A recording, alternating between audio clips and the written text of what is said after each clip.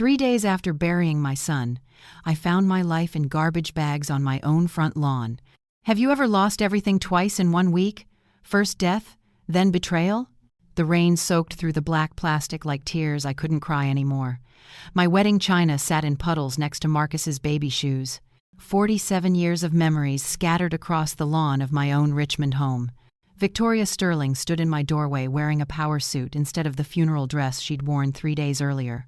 Her designer heels clicked against the wet concrete as she approached, holding papers that would change my life forever.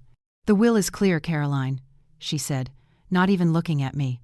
Her voice had lost all warmth, all pretense of grief. Marcus left everything to me. The house, the company, the accounts, all $65 million of it. You have 24 hours. I stared at the document through my tears. The signature looked like Marcus's, but something felt wrong. The handwriting seemed different somehow. The date appeared off too. Marcus always signed with his lucky blue pen, but this signature was in black ink. "This can't be right," I whispered. "Marcus would never—" "Never what?" Victoria cut me off. "Never leave his fortune to his wife instead of his aging mother? Face reality, Caroline. You were useful when we needed a babysitter, but that time has passed." The words hit like physical blows. This woman I'd welcomed into our family, who I'd helped through her pregnancy, who I'd taught to make Marcus's favorite cornbread, she was erasing me like I'd never mattered. I began loading my Honda with whatever would fit. Photo albums first, the ones with Marcus's childhood pictures, his school projects, his first computer builds. Victoria watched from the porch, arms crossed, checking her expensive watch like I was wasting her time. "Don't forget this," she said, tossing a small jewelry box at my feet. Inside was Oliver's wedding ring, the one I'd given Marcus before his own wedding. The box landed in a puddle, but I clutched it like a lifeline. As I stuffed the last photo album into my back seat, Victoria delivered her final blow. "Don't contact me again, Caroline. Chloe doesn't need a bitter old woman confusing her about her father." Chloe, my granddaughter, the 2-year-old who called me Gamma and lit up when she saw me. Victoria was taking her too. I sat in my Honda, engine running, watching Victoria close the door to my own house. The rain drummed on the roof while I held Marcus's photo against my chest. That's when I noticed something Victoria didn't know about. Hidden between the pages of Marcus's baby album were his old business notebooks, the ones from when he first started coding in our basement, the ones with passwords and backup server locations scribbled in margins, the ones that might hold secrets she never imagined. Fake documents destroy lives daily. Subscribe to catch the warning signs before you're blindsided. As I drove away, Victoria's words echoed. "Don't contact me again." She had no idea I was taking Marcus's real legacy with me. The studio apartment in Petersburg had thin walls and thinner hope. Every sound reminded me what I'd lost. The neighbor's baby cried through the wall, and I thought of Chloe. The couple upstairs argued about money, and I remembered better times with Oliver. Even the refrigerator's hum seemed too loud in the silence where Marcus's laughter used to be. My Social Security check covered rent and little else. Dinner came from the dollar store canned soup and crackers, the kind of meals I hadn't eaten since Oliver and I were newlyweds struggling to make ends meet. The card table from my kitchen now held scattered photos like puzzle pieces of a life that seemed to belong to someone else. I spread Marcus's childhood pictures across the table's surface. There he was at age 8, building his first computer from spare parts we'd saved for months to buy. His gap-toothed grin radiated pure joy as wires and circuit boards surrounded him like treasure. "Mom, look what I made," he'd said that Christmas morning, his creation actually working on the first try. Oliver had been so proud he'd called every relative to brag about his genius son. Now that genius was gone, and the empire he'd built was in the hands of someone who'd thrown his mother away like garbage. I picked up another photo Marcus at 16, presenting his science fair project that would later become the foundation of his tech company. Even then, he was obsessed with data security and backup systems. "You can never be too careful with important information, Mom," he'd always said. That's when I found them, tucked between the plastic photo sleeves like forgotten love letters. Marcus's business notebooks from his college years, filled with his careful handwriting. Password combinations, server locations, backup protocols, all the technical details that went over my head when he was alive but now seemed precious as gold. One notebook fell open to a page dated just 2 years ago. Mom still doesn't understand the cloud backups, but that's probably for the best. Some knowledge is safer in different hands. Different hands. What had he meant by that? I flipped through more pages, finding notes about emergency access protocols and trust verification systems. Marcus had always been paranoid about security, but these notes suggested something deeper, something intentional. The coffee grew cold as I read, and outside my window, Petersburg settled into evening. Somewhere across town, Victoria was probably tucking Chloe into bed in the mansion I'd helped furnish, telling my granddaughter stories in rooms I'd helped decorate. But maybe Marcus had left me something more valuable than furniture. Then my phone rang. The caller ID made my blood freeze. Victoria Sterling. Her voice cracked like ice breaking. "Caroline, I need your help. The FBI seized everything." I almost hung up. The woman who'd destroyed my life was calling like nothing had happened, like she hadn't thrown my belongings on the lawn 3 weeks ago. "What do you want, Victoria?" My voice was steadier than I felt. "They came this morning. Federal agents with warrants. They took the computers, the servers, all the company files." Her words tumbled out in panic. "They're saying Marcus was laundering money through shell companies. They think I knew about it." The shock hit me like lightning. My perfect son, a criminal? That's impossible. Marcus would never. "They have bank records, Caroline. Transfers to offshore accounts. Companies registered under fake names. They're calling it a $65 million fraud scheme." Victoria's voice broke completely. "They think I was his partner." I sat down hard on my secondhand couch. Marcus laundering money? My boy who wouldn't even cheat at board games as a child. The son who'd built his company through 16-hour days and honest innovation. "Where's Chloe?" I asked. "With my mother in Connecticut. I couldn't let her see the FBI searching our house." For the first time since Marcus died, Victoria sounded human. Scared. "Caroline, please. You worked with Marcus on everything. You handled investor relations, managed the financial documentation. You have to tell them I'm innocent." The irony wasn't lost on me. The woman who'd erased me from my son's will now needed me to save her from prison. But if Marcus really was involved in money laundering, what did that mean for his memory? For everything I thought I knew about my son? "I don't know anything about shell companies," I said. "But you were there for all the investor meetings. You saw how the business operated. You know Marcus trusted me completely." Victoria's desperation was genuine. "They're going to arrest me, Caroline. I need character witnesses. People who can vouch for my integrity." Integrity. The word tasted bitter coming from her mouth. "They seized the house, too," Victoria continued. "Froze all the accounts. I can't even access Marcus's life insurance." Her voice dropped to a whisper. "What if they take Chloe away from me, too?" Despite everything she'd done to me, the thought of my granddaughter in foster care made my chest tighten. Chloe was innocent in all this. She'd already lost her father and grandfather. She didn't deserve to lose her mother, too, even if that mother was Victoria Sterling. Federal investigations move fast. Subscribe so you never miss the signs they're coming. "I'll think about it," I said, and hung up before she could respond. I sat in the silence of my tiny apartment, holding Marcus's business notebook. If my son really was a criminal, these pages might contain evidence. But if he wasn't, after she hung up, I opened Marcus's old notebook. Page 1 changed everything I thought I knew. The notebook entry was dated 6 months before Marcus died. "Mom, if something happens to me, trust no one except the data." My hands trembled as I read my son's careful handwriting. This wasn't the Marcus I knew, the optimistic entrepreneur who saw the best in everyone.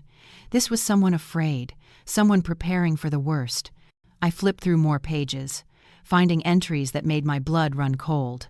"V has been asking about the backup servers again. I told her we only have the main systems, but that's not true. Mom helped me set up the emergency protocols 2 years ago, though she doesn't realize what she was actually helping with." Emergency protocols? I remembered helping Marcus with some computer setup, but I'd thought it was just routine business backup procedures. He'd had me create passwords and sign authorization papers, saying it was for family security purposes. Another entry, dated 3 months before his death. Unauthorized transfers showing up in the audit logs. Someone's been moving money through accounts I didn't authorize. The signatures look legitimate, but the timestamps don't match our standard procedures. My son hadn't been laundering money. Someone else had been stealing from his company. I kept reading, my heart pounding with each revelation. Found Victoria accessing the system at 3 a.m. last Sunday. She said she couldn't sleep and wanted to review the quarterly reports, but the logs show she was in the transfer protocols section. Why would she need access to our money movement systems? The pieces were forming a picture I didn't want to see. Victoria hadn't just married my son, she'd targeted him. The perfect corporate lawyer from Connecticut who'd swept into our lives right as Marcus's company was taking off. I found a USB drive taped inside the notebook's back cover. When I plugged it into my old laptop, it required a password. I tried everything I could think of: Marcus's birthday, Oliver's name, Chloe's birth date. Nothing worked. Then I remembered something. Marcus had always been sentimental about numbers. I typed in the date Oliver and I were married, the 15th of April, 1976.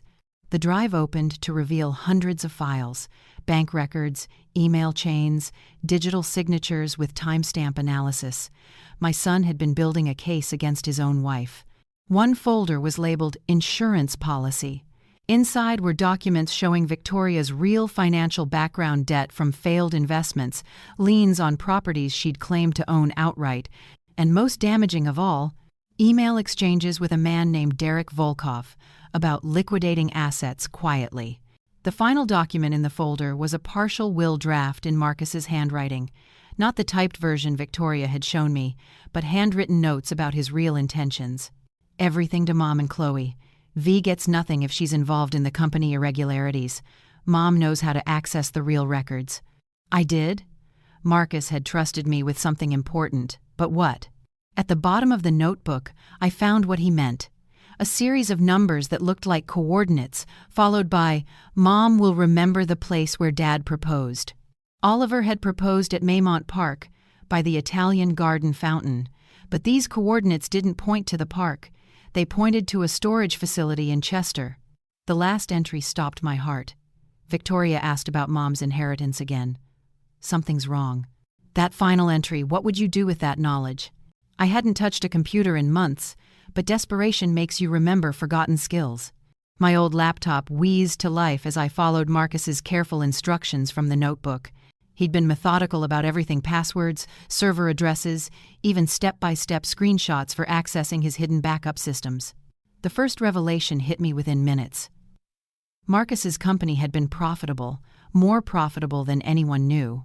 While Victoria claimed the FBI seized assets worth $65 million, the real value was closer to $90 million. Someone had been skimming $30 million through a network of shell companies I'd never heard of. I clicked through bank records that made my head spin. Transfers to offshore accounts in the Cayman Islands, wire payments to companies with names like Sterling Solutions LLC and VS Consulting Group. The initials weren't lost on me. Victoria Sterling was literally signing her name to theft. But the smoking gun was in the email archives. Messages between Victoria and someone named Derek Volkov, discussing asset liquidation timelines and inheritance acceleration protocols. The language was clinical, professional, and absolutely terrifying. One email exchange from 2 weeks before Marcus died made my stomach turn. Victoria, the timeline needs to move faster. He's getting suspicious about the transfers. Derek, medical solutions take time to arrange properly. Can't rush these things. Victoria, we don't have time. He found the Sterling Solutions transfers. Keeps asking questions. Derek, then we accelerate. Wednesday works. Make sure you're elsewhere with an alibi. Wednesday. Marcus died on a Wednesday. I kept digging, finding more evidence of systematic theft. Victoria had been stealing from my son's company for over 2 years, moving money through shell corporations that led back to her personal accounts. The FBI investigation wasn't about Marcus laundering money. It was about Victoria's crimes finally being discovered. Digital evidence disappears in hours. Subscribe to learn how they hide the trails. The most damaging document was buried in a folder labeled Legal Compliance. It was a PDF of the will Victoria had shown me, but this version had metadata showing when it was created, September 18th, 2023, 2 days after Marcus died. She'd forged the entire document. Marcus's real will was in the same folder, dated 6 months earlier. It left everything to me and Chloe, with Victoria receiving a modest trust fund, contingent on no criminal activity related to company finances. My son hadn't just suspected Victoria of stealing, he'd legally protected his family from her. But the crown jewel was in a password-protected folder that took 3 tries to crack. The password was "Mom knows best," something Marcus used to say when I worried about his business decisions. Inside was a single video file labeled "Insurance Policy." Marcus's face appeared on my laptop screen, looking tired but determined. He was sitting in his home office, the one Victoria had probably already redecorated. "Mom, if you're watching this, I'm gone, and Victoria's shown her true self." My son's voice broke the silence of my tiny apartment, and I started to cry for the first time since his funeral. Then I found the crown jewel, a video file labeled "Insurance Policy." Predict what's in that video, wrong answers get hearts too. Marcus looked tired in the video, like he'd been carrying a terrible secret. "Mom, if you're watching this, I'm gone, and Victoria's shown her true self." My son's face filled my laptop screen, recorded in his home office just weeks before he died. Dark circles under his eyes told a story I'd missed while he was alive, the weight he'd been carrying alone. "I've discovered something horrible about Victoria," he continued, his voice steady but sad. "She's been stealing from the company for over 2 years. Shell companies, offshore accounts, forged signatures. She's good at this, Mom. Professional-level theft." I paused the video, my hands shaking. My perfect daughter-in-law, the corporate lawyer from Connecticut who'd swept Marcus off his feet, was a criminal.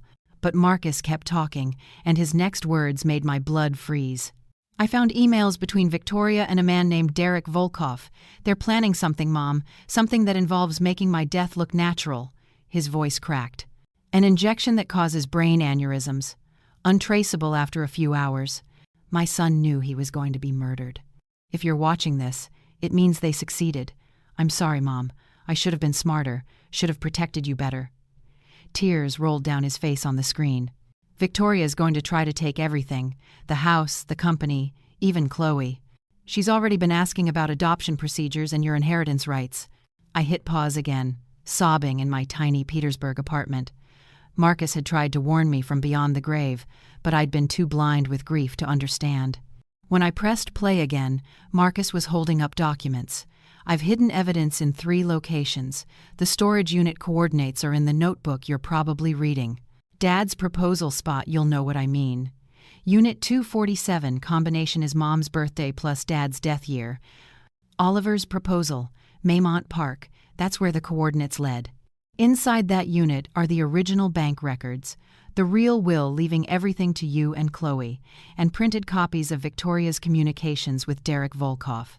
There are also hard drives with complete digital backups of everything." Marcus leaned closer to the camera. "Mom, I need you to contact James Chen. Tell him about the insurance policy video. He'll know what to do with the evidence. James is the only person I trust completely." The video quality shifted as Marcus picked up his phone. "I'm going to try to survive this, but if I can't." He looked directly into the camera with Oliver's determined eyes. "Promise me you'll protect Chloe. Don't let Victoria take her away from our family. That little girl is all we have left of Dad's bloodline. My granddaughter. The 2-year-old who called me Gamma and shared Oliver's stubborn chin. I love you, Mom. You and Dad gave me everything. Now it's time for me to give you the tools to fight back." The video ended with Marcus reaching toward the camera. The screen went black, leaving me alone with the terrible truth. The video ended with coordinates, an address I'd never seen before. Marcus knew he was in danger. What parent wouldn't protect their child this way? The storage unit in Chester held more than memories, it held Marcus's insurance against betrayal. Unit 247 sat at the end of a long concrete hallway that smelled of dust and forgotten lives. My fingers trembled as I entered the combination. My birthday, followed by the year Oliver died. The lock clicked open like a secret finally being shared. Inside, plastic storage bins were stacked floor to ceiling, each labeled in Marcus's careful handwriting. Bank records, 2021 to 2023. Email archives. Legal documents. Victoria's real background. The first bin contained printouts of bank transactions I'd never seen before. Transfers of $50,000, $100,000, sometimes more, moving from Marcus's company accounts to businesses with names like Sterling Solutions and VS Financial Consulting.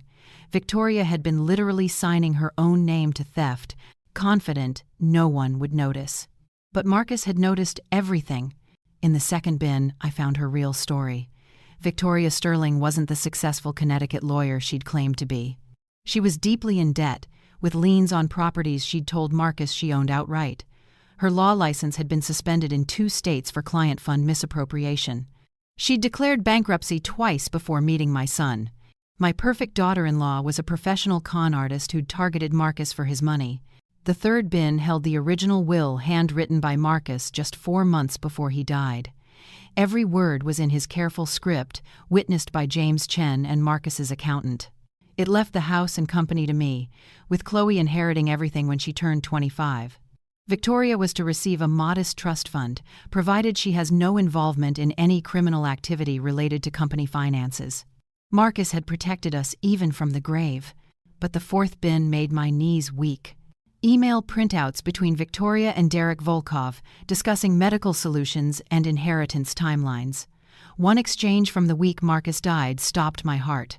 Derek: the compound works best when administered during high stress. Physical exertion, emotional trauma, both increase absorption rates.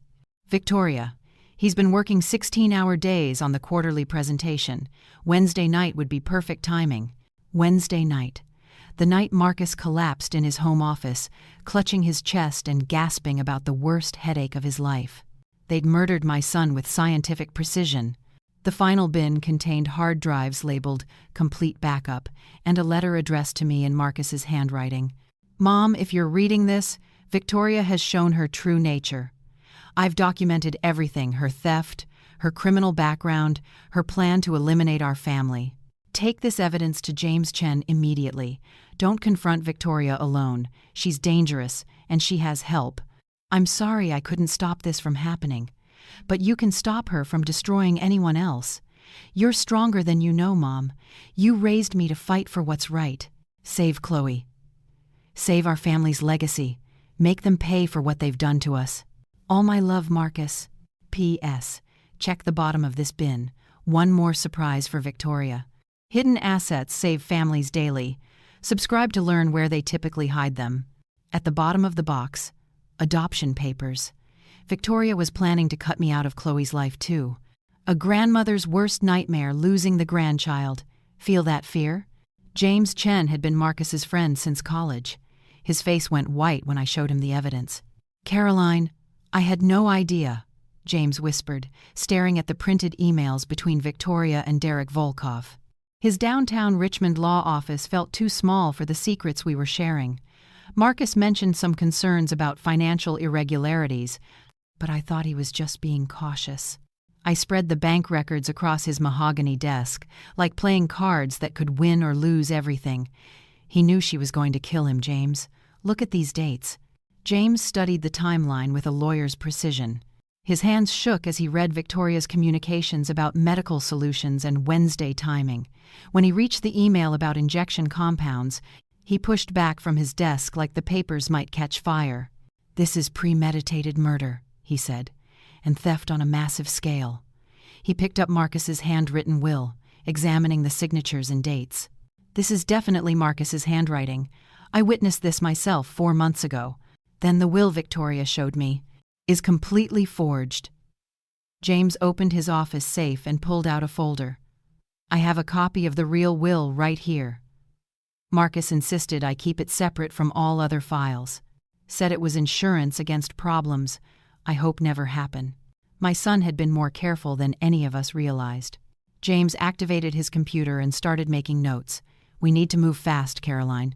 Victoria's FBI problems might actually help us if we can prove she forged the will and stole from the company. It strengthens the federal case against her. What about Chloe? I asked. Victoria said she's with her mother in Connecticut.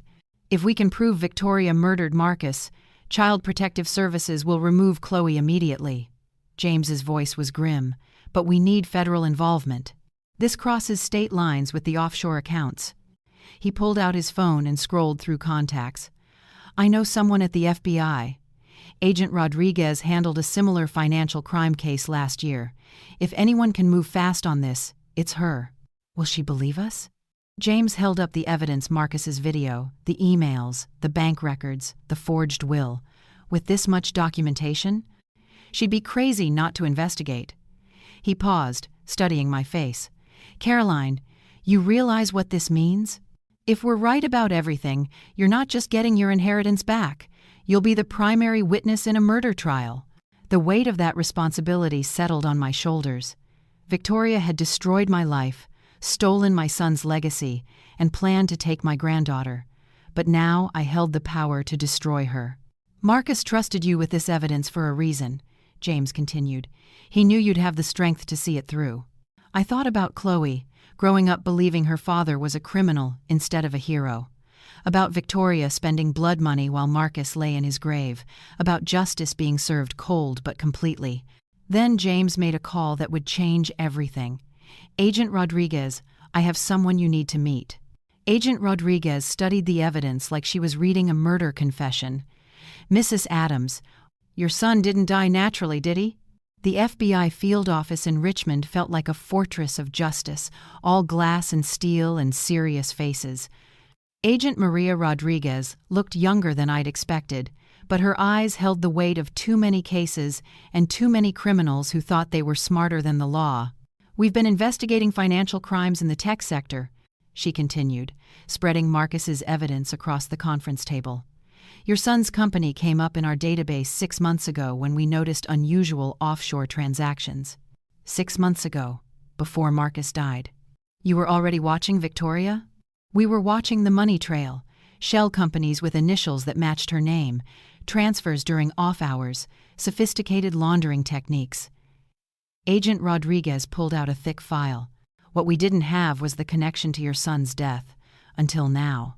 James sat beside me, taking notes as Agent Rodriguez explained their investigation. The FBI had been tracking Derek Volkov's network for 2 years, a group that specialized in inheritance acceleration for wealthy clients. They arranged accidents, medical emergencies, and natural-looking deaths for spouses who wanted to inherit quickly. Your daughter-in-law wasn't their first client, Agent Rodriguez said.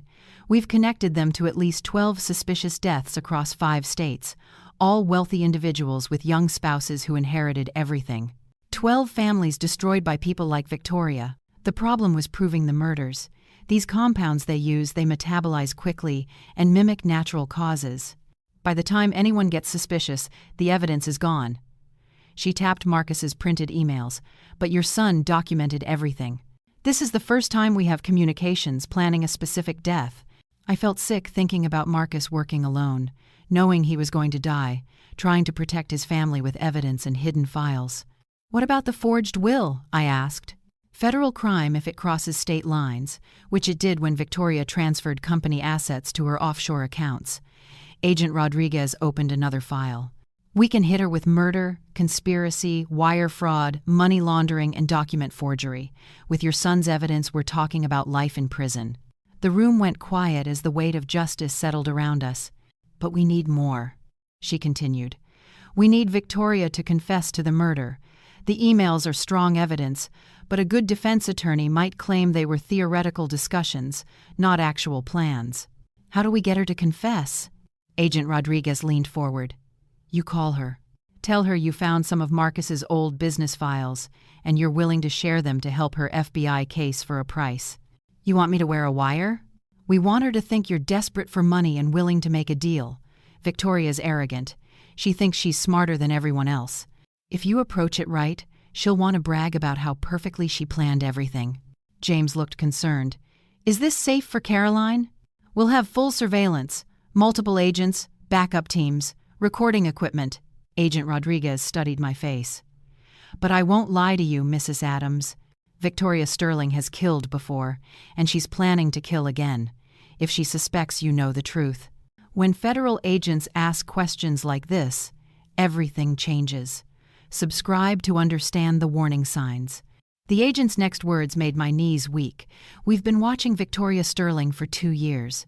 The surveillance photos showed Victoria meeting with known money launderers 3 weeks before Marcus died. Agent Rodriguez spread the black and white images across the conference table like a crime scene timeline. There was Victoria in a downtown Richmond coffee shop, sliding an envelope to Derek Volkov. Victoria at a hotel bar, shaking hands with a man the FBI identified as a forger specializing in legal documents. Victoria at a parking garage, accepting a small package from someone who manufactured untraceable poisons.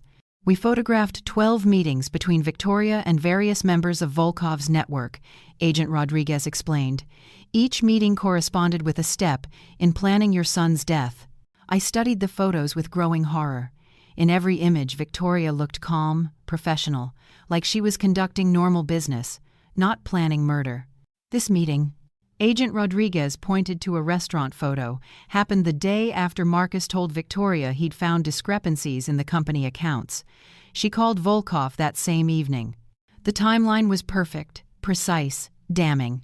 And this one, she continued, indicating a parking garage shot, was Victoria receiving the compound that killed your son. Our lab identified traces of the same substance on the coffee cup found in Marcus's office. His coffee cup, the one he'd been drinking when he collapsed. Victoria had poisoned him in his own home. Agent Rodriguez pulled out more photos. The day after Marcus's funeral, Victoria met with this man, a document forger who specializes in wills and estate planning. Same day she had your belongings removed from the house. She'd been planning my destruction before Marcus was even buried. But this is the image that convinced us you were right about everything. Agent Rodriguez placed a final photo on the table. It showed Victoria in a legal office, signing documents while a man in a suit pointed to signature lines. The timestamp read September 20th, 2023, 2 days after Marcus died. She was signing the forged will before your son was even buried, Agent Rodriguez said. While you were planning his funeral, she was stealing his legacy. The cruelty was breathtaking. Victoria had sat beside me at Marcus's funeral, holding my hand during the eulogy, comforting me while I wept, all while knowing she'd murdered him and was about to destroy me too. There's more, Agent Rodriguez continued. We've been monitoring her communications since the FBI seizure began. She's planning to eliminate 2 more obstacles to her freedom. Who? You and James Chen. The agent's voice was flat, professional. Volkov's team received payment for 2 more medical solutions last week. Natural-looking accidents for the witnesses who could connect her to Marcus's murder. My blood went cold. Victoria wasn't just a thief, she was planning to kill everyone who could expose her crimes. We also intercepted communications about Chloe, Agent Rodriguez added quietly. Victoria's planning to take your granddaughter out of the country. New identities, offshore accounts. She wants to disappear completely. Losing Chloe forever. The thought was unbearable. Agent Rodriguez gathered the photos. This is why we need your help, Mrs. Adams. You're the only person Victoria trusts enough to meet with alone. If we can get her to confess on recording, we can save your granddaughter and stop her from killing again. Then they showed me the final photo. Victoria signing the forged will before Marcus was even buried. Agent Rodriguez handed me the wire. We need Victoria to confess. You're our only shot. The recording device was smaller than I'd expected, just a tiny transmitter that clipped inside my blouse like a button. But it felt heavy as a stone against my chest, carrying the weight of justice for Marcus and protection for Chloe. Remember, you're desperate for money. Agent Rodriguez coached me in the FBI surveillance van parked 3 blocks from the restaurant. You found some of Marcus's old business files, and you're willing to share them with Victoria to help her FBI case for the right price. James squeezed my hand. You don't have to do this, Caroline. We have enough evidence to arrest her. Not enough to convict her for murder, I replied, and not enough to prove she's planning to kill you and me next. I looked at Agent Rodriguez. She needs to confess on tape. The restaurant Victoria had chosen was upscale, the kind of place she'd taken me for birthday lunches when she was pretending to be my loving daughter-in-law. Now it would become the scene of her downfall. Agent Rodriguez pressed an earpiece into my hand. If things go wrong, we'll hear everything. Just say I need some water and we'll move in immediately. What if she gets suspicious? Victoria's arrogant. She thinks she's outsmarted the FBI, outsmarted you, outsmarted everyone. The agent's voice was firm. She'll want to gloat about how perfectly she planned Marcus's murder. That arrogance is her weakness. I thought about my son, working alone in his office, documenting evidence while knowing his wife was planning to kill him. If Marcus could be brave enough to face death for his family, I could be brave enough to face Victoria for justice. Where will Chloe be during all this? Safe. We've coordinated with Connecticut Child Services. The moment we arrest Victoria, they'll take protective custody of your granddaughter. Agent Rodriguez checked her watch. Are you ready? I touched the wire through my blouse, feeling Marcus's strength flow through me. She murdered my son. She threw me away like garbage. She was planning to take Chloe and disappear forever. My voice grew steady. I'm ready. The walk from the surveillance van to the restaurant felt like walking to war. Every step brought me closer to confronting the woman who'd destroyed my family, who'd sat beside me at Marcus's funeral while knowing she'd poisoned him. My phone buzzed with a text from Victoria. Table 12. Come alone. I entered the restaurant, scanning faces until I found her. Victoria sat in a corner booth, looking perfectly composed in her expensive suit. She'd lost weight since the FBI seized her assets, but she still carried herself like she owned the world. Caroline, she said as I approached, not standing to greet me. You look terrible. I did look terrible. I dressed down deliberately thrift store clothes, no makeup, the appearance of a desperate woman broken by circumstances. It wasn't much of a performance. Thank you for meeting me, I said, sliding into the booth across from her. The recording device pressed against my ribs like Marcus's hand on my shoulder. Victoria studied me with cold eyes. You said you found some business files that could help my situation. What exactly are we talking about? Sting operations require perfect timing. Subscribe so you recognize when justice is closing in. Victoria's voice on the phone was honey-sweet. Caroline, I have a proposition that benefits us both. Victoria sat across from me in that restaurant booth, smiling like she'd already won. She had no idea the FBI was recording every word. So, she said, cutting into her salmon with surgical precision, what files did you find? I kept my voice shaky, desperate. Marcus had backup servers, financial records the FBI doesn't know about, proof that you weren't involved in any money laundering. Victoria's fork paused halfway to her mouth. What kind of proof? Bank records showing you had no access to the offshore accounts, email chains proving Marcus was working alone. I leaned forward, playing my part.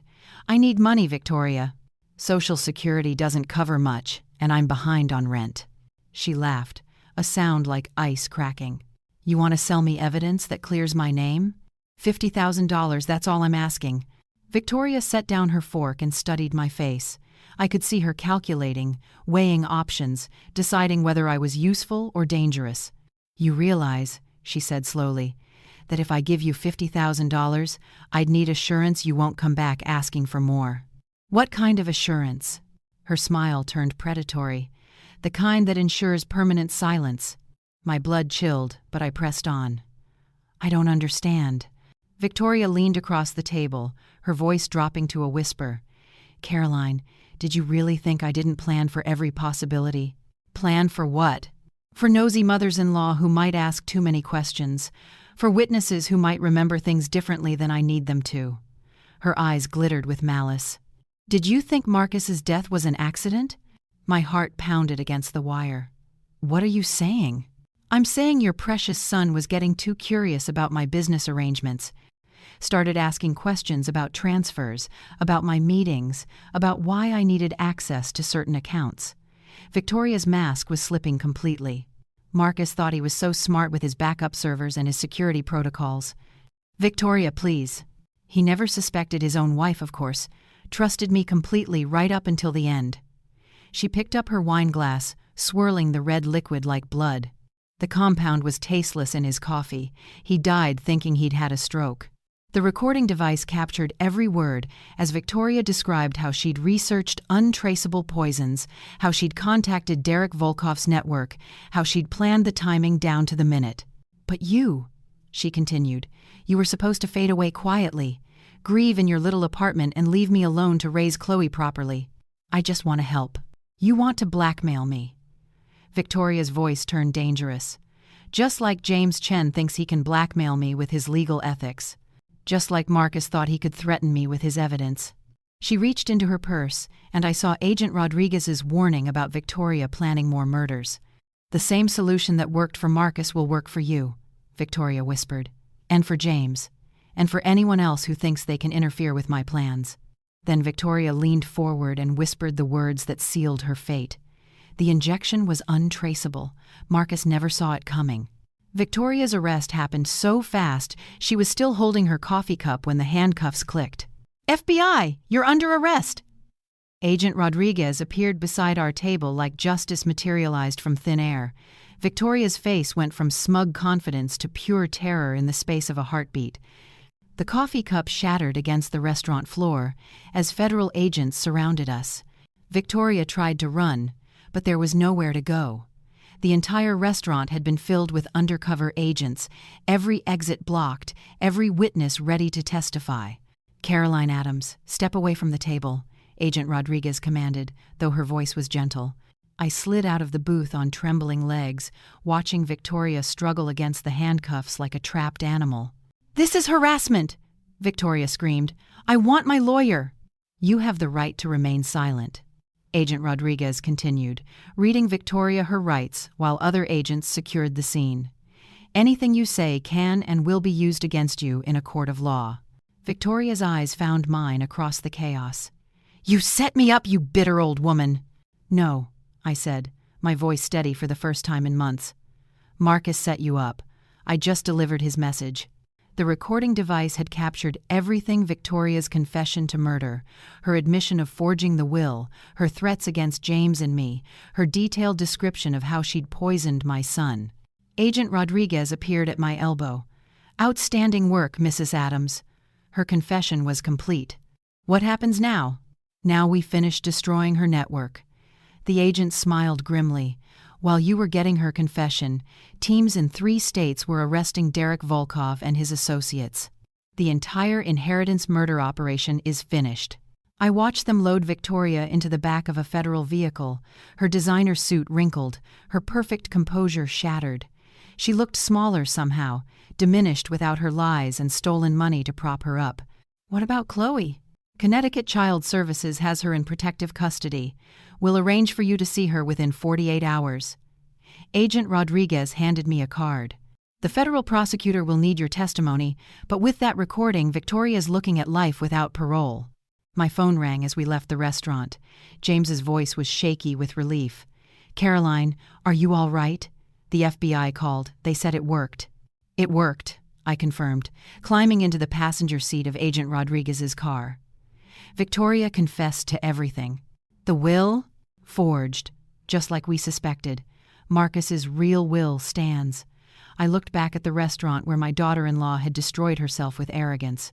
Everything comes back to me and Chloe.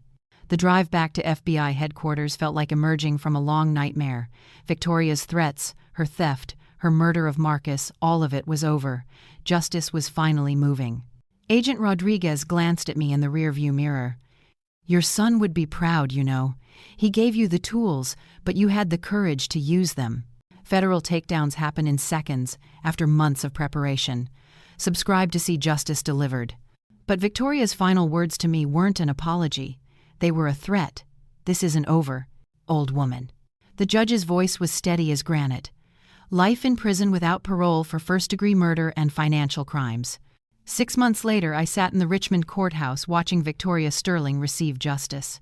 She wore an orange jumpsuit instead of designer suits, her hands cuffed, her arrogance finally broken by the weight of overwhelming evidence. The trial had been swift and brutal. Marcus's video testimony, the recorded confession from the restaurant, the financial evidence, it painted a picture of calculated evil that shocked even seasoned prosecutors. Victoria's defense attorney had tried everything, claimed the confession was coerced, argued the financial evidence was circumstantial, suggested Marcus had been the real criminal and Victoria was just another victim. None of it worked against the mountain of proof my son had left behind. "Your Honor," I said when called to give my victim impact statement. Victoria Sterling didn't just murder my son. She murdered my faith in family, my trust in love, my belief that good people could recognize evil when it lived in their own homes. I looked directly at Victoria as I spoke. She stared back with empty eyes, no remorse, no recognition of the lives she'd destroyed. Marcus Adams was a brilliant man who built something beautiful from nothing. He employed dozens of people, supported local charities, and loved his daughter with every breath in his body. My voice grew stronger. Victoria turned that legacy into blood money and threw away a grandmother who would have given her everything. The judge nodded as I continued. But Marcus was smarter than his killer. He left us the truth, and the truth survived every lie she told. When I finished, the courtroom was silent except for Victoria's quiet sobbing. Not tears of remorse, tears of self-pity for getting caught. The judge's final words were music to my ears. The defendant's crimes represent a level of premeditation and cruelty that shocks the conscience. Life imprisonment without possibility of parole. Outside the courthouse, James waited with the best news of all. Chloe's adoption paperwork was finalized this morning. She's officially your granddaughter now. I looked across the courthouse steps where my 2-year-old granddaughter was playing with a social worker, completely unaware that her mother would never hurt anyone again. Chloe had Oliver's stubborn chin and Marcus's curious eyes. She was our family's future, untainted by Victoria's poison. Agent Rodriguez approached with the final piece of justice. The offshore accounts have been recovered. $63 million will be returned to Marcus's estate within the week. $63 million that would have been Chloe's inheritance if Victoria hadn't tried to steal it. Now it would be, legally and permanently. What happens to the company? That's up to you, Mrs. Adams. As Marcus's heir, you inherit full ownership. I thought about my son's dreams, his employees, his vision of technology serving humanity instead of exploiting it. The company would continue, but it would operate by Oliver's values and Marcus's ethics. As we left the courthouse, Chloe took my hand and said the words I'd waited 2 years to hear. "Grandma, are you taking me home?" 6 months later, Chloe and I planted roses in the garden of our Richmond home, the same house Victoria tried to steal forever. "Grandma, why do the red ones smell different from the pink ones?" Chloe asked, her 3-year-old hands carefully patting soil around the new plantings. "Because every beautiful thing is unique, sweetheart," I said, watching her work with Marcus's focused determination. Just like people. The house felt alive again. Chloe's laughter echoed through rooms that had been silent too long. Her artwork covered the refrigerator where Victoria's cold efficiency once ruled. Her toys scattered across floors that had been sterile and unwelcoming under my daughter-in-law's control. We'd moved back into the master bedroom, mine and Oliver's room that Victoria had claimed as her own. I'd redecorated completely, erasing every trace of the woman who'd murdered my son. The walls were warm yellow now, filled with family photos that told our real story. Marcus's company was thriving under my management. I'd promoted his most trusted employees to executive positions and established new policies requiring background checks for all financial personnel. No one would ever steal from my son's legacy again. The Marcus Adams Foundation launched that spring, providing technology scholarships for underprivileged students. It was funded by the $63 million. Victoria had tried to steal blood money transformed into hope for children who dreamed of building something meaningful. "Tell me the story about Daddy again," Chloe said as we washed dirt from our hands at the garden hose. I knelt beside her, looking into eyes that held Oliver's gentleness and Marcus's intelligence. "Your daddy was a hero, sweetheart. He protected our family even when bad people tried to hurt us." "Like a superhero?" "Exactly like a superhero. He left us clues that helped the police catch the bad person and bring you home to Grandma." Chloe nodded solemnly. She was too young to understand the full truth, but someday she'd know how her father had sacrificed everything to save her inheritance and expose Victoria's crimes. The doorbell rang as we headed inside. Agent Rodriguez stood on the porch, holding official-looking papers and wearing a smile I hadn't seen during the investigation. "Good news," she said. "Derek Volkov was sentenced today, 25 to life. His entire network is destroyed." "All of them?" "Every single member of the inheritance murder operation." 12 families will finally have justice because your son was brave enough to document everything. 12 families. Marcus had saved more than just us. That evening, reading Chloe a bedtime story in the nursery I decorated for her, I felt Oliver's presence stronger than it had been since he died. Marcus's too. They were watching over us, proud of how we'd fought back and won. "Grandma," Chloe whispered as I tucked her in. "Yes, Angel? I love living here with you." "I love it too, sweetheart. This is where our family belongs." After she fell asleep, I sat on the back porch where Oliver and I used to plan our dreams.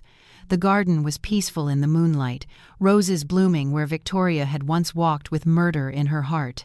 I realized something profound.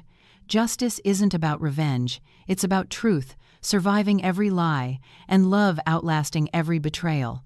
Marcus and Oliver would be proud. Caroline's story proves that truth always finds a way. If this story moved you, hit that like button and subscribe for more tales of justice prevailing against all odds. Comment below. What gave Caroline the strength to fight when everything seemed lost? Remember, the most dangerous person to cross is a mother protecting her family's legacy. What would you have done in Caroline's shoes? Would you have trusted the FBI or handled it differently? Share your strategy below.